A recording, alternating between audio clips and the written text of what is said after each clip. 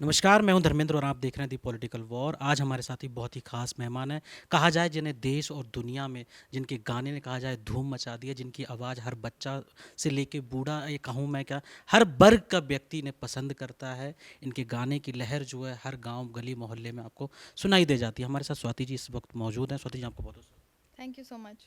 राम आएंगे से लेके आपने कहा जाए पूरे देश में धूम मचा दी, आग लगा दी। कैसा लग रहा है? बहुत अच्छा लग रहा है, मैंने तो सोचा भी नहीं था। अभी इस समय पे दिवाली आ रही है। कहा जाए दिवाली के बाद जस्ट रामनवमी आती है।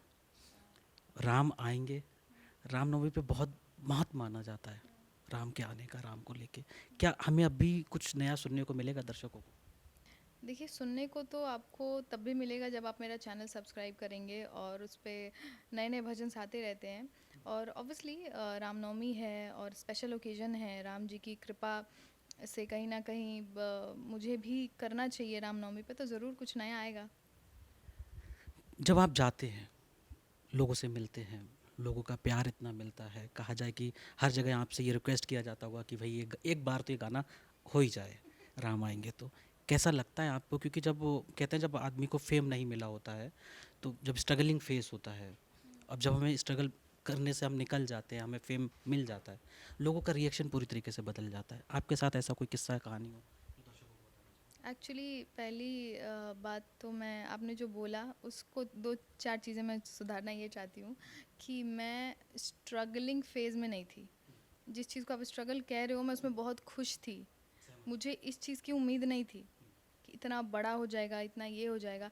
एक्चुअली होता ये है कि आपको बहुत ज़्यादा उम्मीद किसी चीज़ से होती है और वो चीज़ हो जाती है, तो आप उसके लिए प्रिपेयर रहते हो कि भाई ये पूछेंगे तो मैं ये बोलूँगा, यहाँ जाऊँगा तो ऐसा रिएक्शन दूंगा, ये करूँगा। मुझे ये सब पता ही नहीं था कुछ।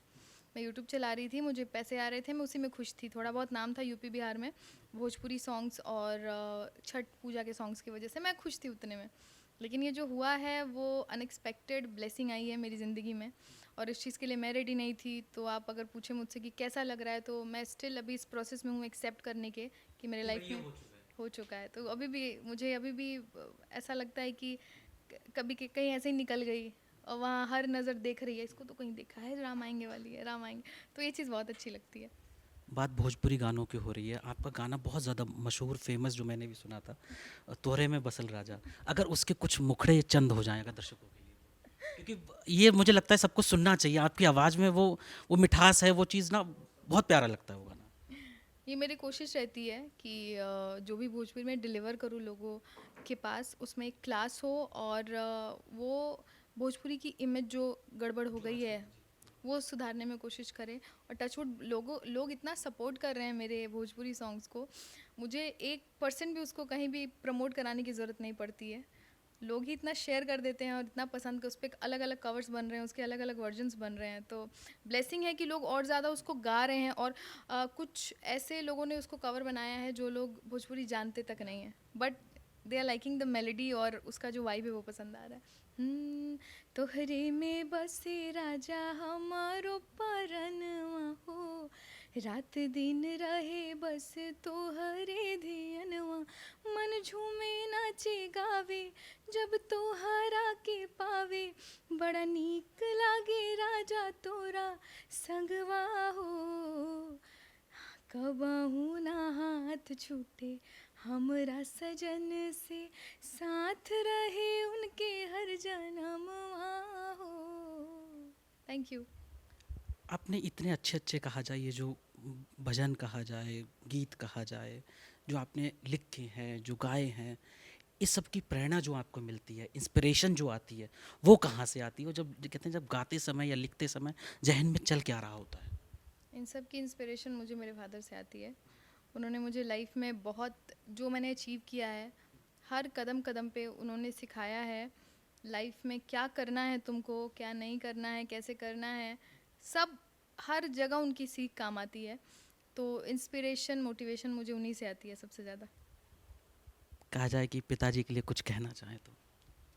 पिताजी के लिए, अरे मेरे जो मेरी फैमिली स्पेशली मम्मी पापा, मैं सबसे पहली बात तो चाहती हूँ कि बहुत बहुत लंबी उम्र हो, बहुत पूरी लाइफ हम साथ रहें और हमेशा खुश रही हूँ। तो मैं अपनी तरफ से पूरी कोशिश करूँगी कि हमेशा खुश रखूँ अपनी फैमिली, मम्मी पापा को, और भगवान की भी दुआ रहे उनके ऊपर, भगवान की ब्लेसिंग रहे, खुश रहें, स्वस्थ रहें, कभी कोई बीमारी ना हो, बस। कहा जाए बिहार जो है अपनी अपनी अलग अलग चीज़ों के लिए जाना जाता है।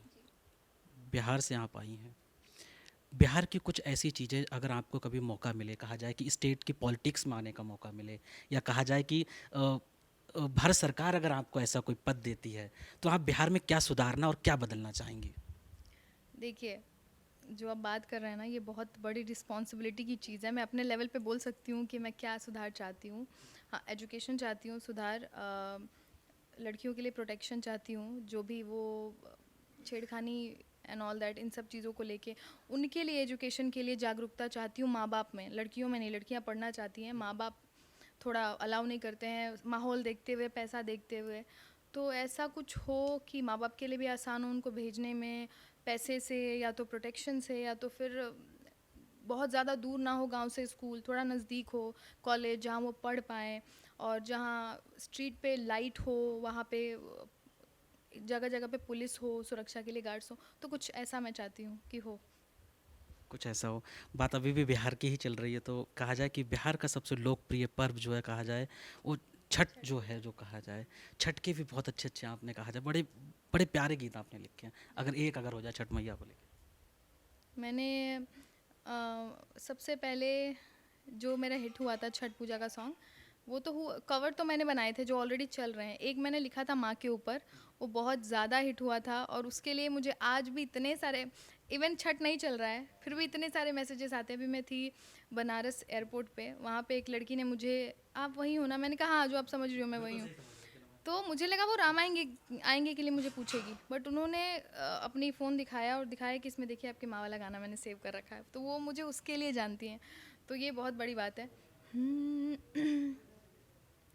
माई के मन होला गंगा जैसन निर्मल, घर परिवार खातिर बरत करे निर्जल, आपन सुख दुख माई कबहू ना मांगे, बनल रहे लइका हमर इहे बस जाने, माई के पुन परताप से हमनी के भाग उजियार, हमनी के भाग उजियार, करे माई कठिन बरतिया, मान सब विधि और विधान। Thank you. स्वाति जी, बॉलीवुड में डेब्यूट कब कर रही हैं? पता नहीं, प्रॉबेबली इस साल के एंड तक। कोई बड़ा ऑफर अगर आया हो बॉलीवुड से? ऑफर्स तो हैं, ऑब्वियसली हैं, उस पर बात चल रही है, तो बहुत ज़्यादा खुल के मैं बात नहीं कर सकती हूँ, जब आएगा तो आप देखेंगे। तो हमें कहा जाए दर्शकों को हमारे इंतज़ार रहेगा कि आप कहा जाए जल्द बॉलीवुड एक्चुअली में मुझे देख। भी इंतज़ार लेट्स सी कहाँ तक बात बनती है। हमारे दर्शकों से अगर कोई मैसेज देना चाहें, क्या कहना चाहिए? जितने भी लोग देख रहे हैं, उन लोगों को तहे दिल से बहुत बहुत धन्यवाद। आप लोगों, सबसे पहला सपोर्ट तो आप लोग का ही है, जो आप लोगों ने इतना पसंद किया इस भजन को और हमारे देश के प्रधानमंत्री तक पहुंचा दिया। तो आप लोगों को तहे दिल से बहुत बहुत धन्यवाद। अगर भजन भी हो जाए, अगर राम आएंगे तो? अरे राम आएंगे तो अंगना सजाऊंगी, दीप जला के दिवाली मैं मनाऊंगी, मेरे जन्मों के सारे पाप मिट जाएंगे, राम आएंगे, मेरी झोपड़ी के भाग आज खुल जाएंगे, राम आएंगे। Thank you.